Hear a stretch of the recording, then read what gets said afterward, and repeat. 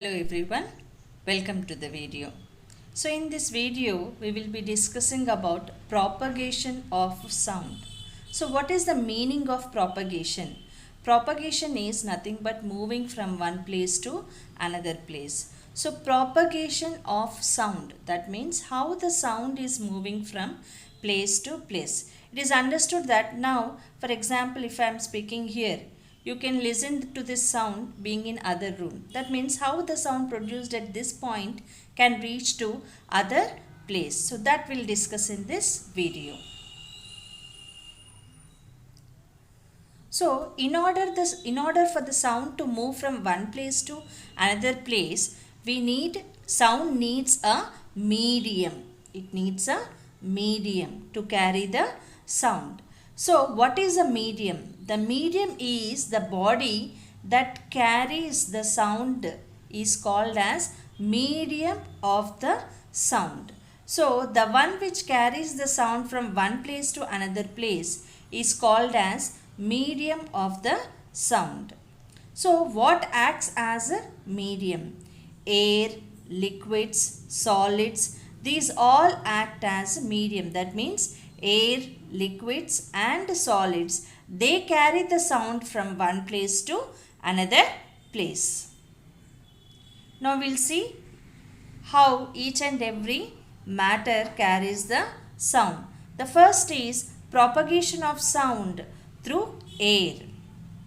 So here the activity is we have to ring the bell.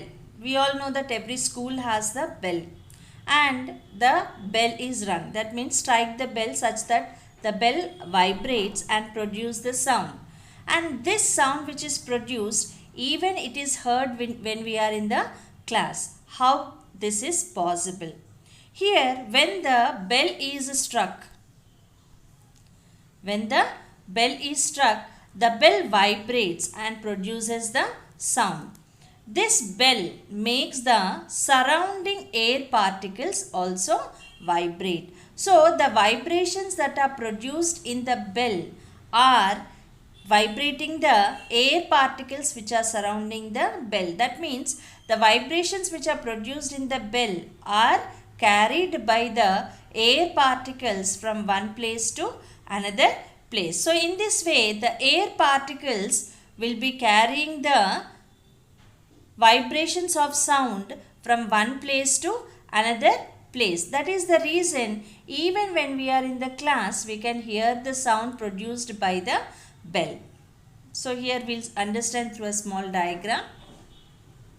Now for example, think that this is a bell which is made to vibrate.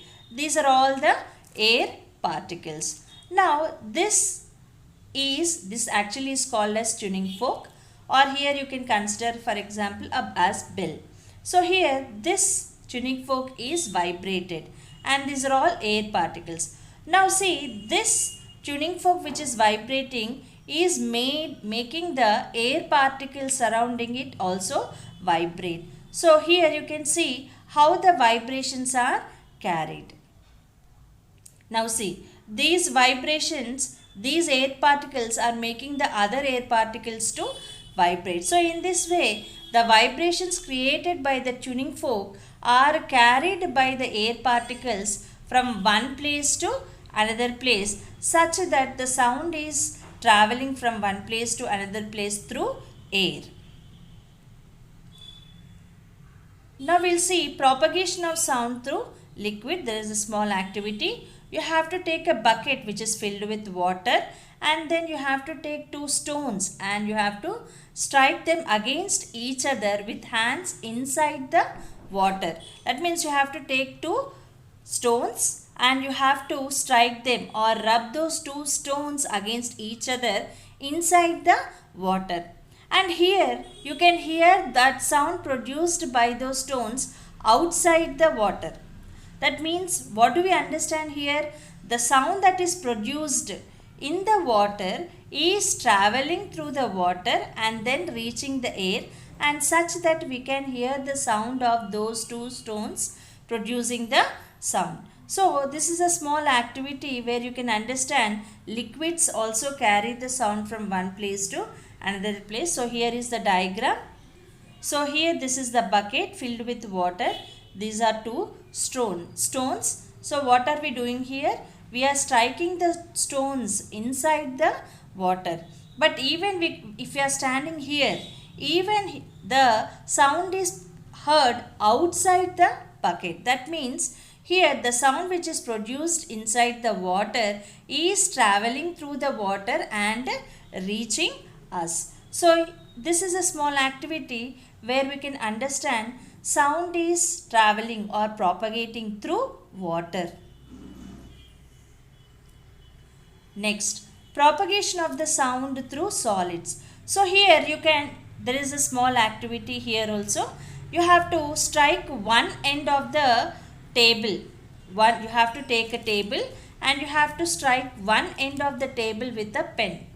And you have to ask your friend to touch the table with the ear and listen to the sound, keeping ear touching the table. So here we are striking the table at one end and listening to the sound produced at the other end. So these sound vibrations are carried through the table, and also the other person can feel the vibrations, So the vibrations which are created at one end are carried by the particles of the table to the other end. So here table is a solid which is carrying the sound from one place to another point. So here you can see in the picture, this is the girl who is striking the table at one end, and this is another girl who is trying to listen to those sound vibrations by touching the table with the ear. So this girl will able to listen the sound. Why? Because the vibrations which are created here are slowly traveling through the table and reaching to the other girl. So through this activity we can understand that sound travels through solids. So in this way, air, liquids and solids helps in propagating or helps in traveling of the sound from one point to another point.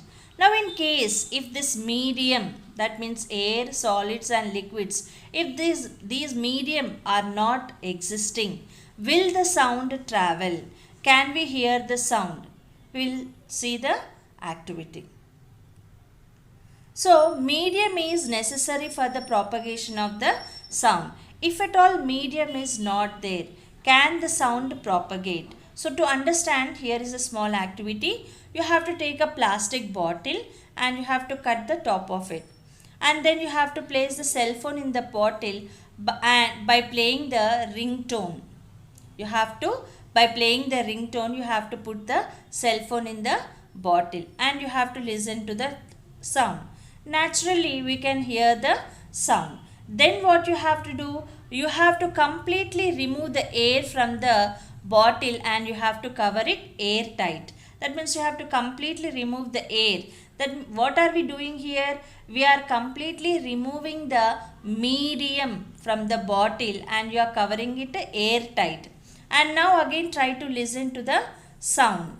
That means the ringtone of the phone that is placed in the bottle. We cannot hear anything. Why? Because there is no medium. There is no medium of air in the bottle to carry the sound from one point to another point. So what do we understand from here, from this activity? Why do we not hear the sound? Because there is no medium to carry the sound. So medium is necessary for the propagation of the sound.